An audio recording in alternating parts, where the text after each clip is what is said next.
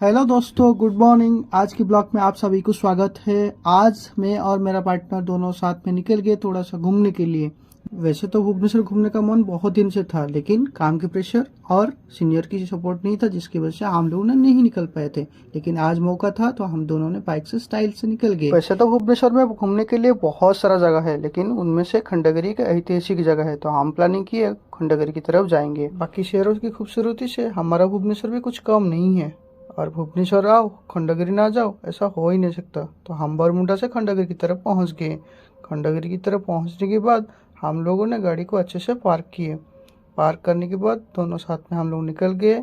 मैं निकल गया काउंटर की तरफ, क्योंकि मुझे टिकट निकलना था। मैं उनका टिकट निकलने के बाद मैं सबको अपने अपने हिस्से का टिकट दे दिया। उनका हिस्से का 100 रुपये भी दे दिया और मैंने मेरा टिकट ले लिया। टिकट निकलने के बाद सब अपना अपना हिस्सा का टिकट लेके हम चढ़ने के लिए चले गए उदयगिरी, क्योंकि हमको पहले उदयगिरी जाना था। ये उदयगिरी का पहाड़ बहुत ही खूबसूरत था। वैसे तो मैंने घूमने के लिए बहुत बार उदयगिरी आया हूँ, लेकिन ये लोगों ने पहली बार आया था। टिकट हम लोगों को 25 रुपए पर हेड मिला। फिर हम लोगों ने अच्छे से एंजॉय किए। एंजॉय करने के साथ साथ हमने देखा 2 कपल रास्ते से आ रहे थे। उनका वेट हैवी होने के कारण वो ठीक से चल नहीं पा रहे थे। लोग को देख के मैं अपने ऊपर बहुत गर्व महसूस किया, क्योंकि मैं पतला था।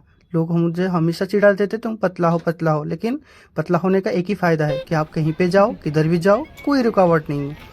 ये थोड़ा सा आगे जाने के बाद बहुत सारा बंदर लोग खेल रहे थे। भाई कुछ भी बोल लो, लेकिन उदयगिरी पहाड़ के ऊपर का नज़ारा कुछ बहुत ही खूबसूरत था। आपकी जानकारी के लिए बता दूं, ये उदयगिरी के नाम के साथ साथ कुमारी पर्वत भी कहा जाता था, जो भारत की पुरानी ऐतिहासिक और प्राचीनता को दर्शाता है। उड़िया में उदयगिरी का अर्थ सनराइज हिल है, क्योंकि सूर्य की पहली किरण इस पहाड़ के ऊपर पड़ता है। बात उदयगिरी में पूरा 18 गुफा है। 138 फीट हाइट के पहाड़ में जितना सारा गुफा है, कलिंग नरेश खारवेल ने जैन समुदाय साधु लोग को रहने के लिए दिया था। उनमें से एक है गणेश गुफा। देख रहे होंगे इनमें से जो प्रतिमा रखा हुआ है, हाथी का प्रतिमा, ये लोग जैसा फूल माला लेके जा रहे वैसे ही दिखाई दे रहे थे। फिर हम निकल के आगे चले गए कपल पार्क। आगे जाके देखे बहुत सारे कपल बैठे हुए थे। फिर हम लोग ऐसा ही है भाई, बिन बुलाए मेहमान की तरह चले आते हैं। ज़्यादा कुछ लेट न करते हुए मैंने थोड़ा सा स्टंट मारने के लिए दिखा दिया। बहुत एंजॉय किए भाई, बहुत एंजॉय। पहाड़ों के बीच में, पत्थर के बीच में रास्ता बना के जो हम लोग निकल रहे थे, एडवेंचर सा सीन था।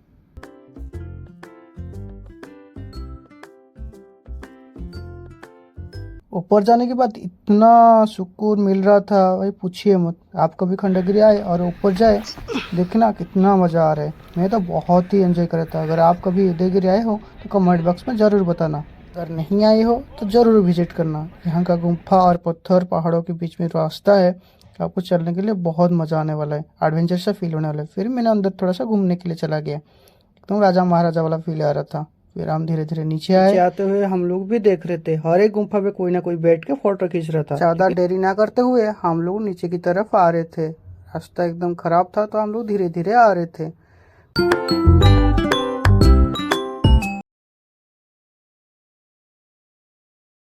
इस बड़े वाले गुफा को रानी गुफा कहा जाता है। यहाँ पे कुछ पत्थरों में टिका हुआ है, लेकिन धीरे धीरे आप ऊपर की तरफ देखेंगे कुछ पत्थरों को खुदाई करके लिखा हुआ है, जो तो मुझे कुछ समझ नहीं है, लेकिन मुझे बाद में पता चला इस भाषा को ब्रह्मलिपि में लिखा गया है। अब कुछ घूम घाम के हम लोग नीचे की तरफ आ रहे थे। नीचे आके देखे उदयगिरी का पूरा नक्शा यहाँ पे बनाया गया था, और जो अक्षर हम लोग को समझ में नहीं आ रहा था वो सारी चीज़ उड़िया में और हिंदी में ट्रांसलेट करके लिखा गया है, जो हम लोगों ने बहुत समय तक पढ़ा, और हमारे साथ साथ में बहुत सारे लोग भी उसको पढ़ रहे थे, क्योंकि ऊपर जो लिखा हुआ था हमको कुछ भी समझ में नहीं आ रहा था। इसको पढ़ने के बाद हमको पता चला इसे ब्रह्मलिपि पे लिखा गया था।